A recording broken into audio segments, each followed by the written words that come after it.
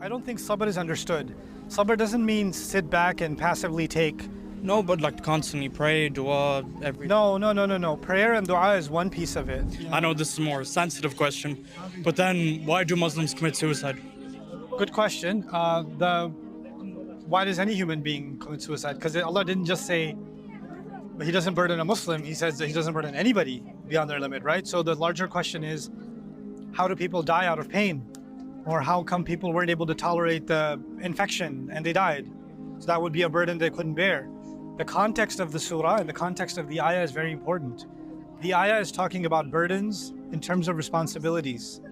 The entire discussion in Surah Al-Baqarah is not about trials of life. It's about the trial of the difficulty or the responsibility of upholding Allah's word.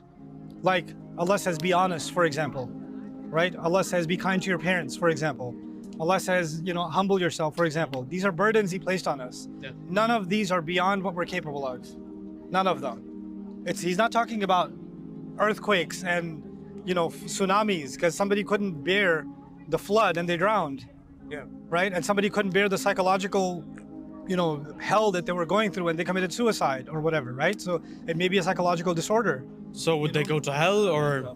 There's no way for us to say. We don't know the actual cause. Right? Allah knows if this person was sick or not. Allah knows that. Yeah. So there's no way for me to comfortably comment on somebody who committed suicide and say for sure they're this way or that way. Okay, but then what advice would you give to somebody, like, just because the advice I hear is just have sabr, but there's only so much sabr somebody can take, you know what I mean? So I think what else sabr, I don't think sabr is understood. Sabr doesn't mean sit back and passively take. No, but like constantly pray, dua, everything. No. Prayer and dua is one piece of it, but versatility and agility is another piece of it. For example, if you're being, if a person is being verbally abused, right? And then the advice is not just make dua, because the problem is not the weather or the skies or the earth. The problem is another human being. So deal with that problem. Hey, you can't talk to me this way. I don't want to be spoken to this way. I won't have this anymore, right? You have to confront a problem.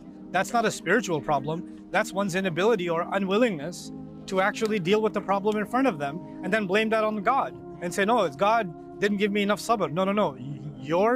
You have a confrontation problem. You're avoiding conflict or you're avoiding a difficult conversation, and then you're saying this is a trial. You don't get to do that. Okay. Right? You have to face whatever it is you need to face. Allah says, "Qulu qawlan sadida," speak straightforward, right? A lot of times it's very difficult to speak to people that we are hurt by, or we're intimidated by them, right? And what the Quran is teaching us is, "La nakhafu fillahi lawmata la'im." We're not afraid of the criticism that will come our way when we're speaking the truth. So long as you know you're being truthful, then speak it. Okay. Okay? That is the sabr. Actually, look at Surah Al-Asr. وَتَوَاصَوْا بِالْحَقِّ وَتَوَاصَوْا بِالصَّبْرِ.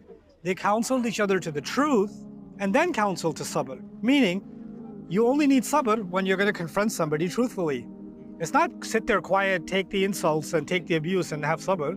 It's confront it, and then whatever comes your way, then have sabr and still confront it. Okay. So it's actually, people have taken sabr to have a passive meaning, and in the Quran, sabr has a very active meaning, right?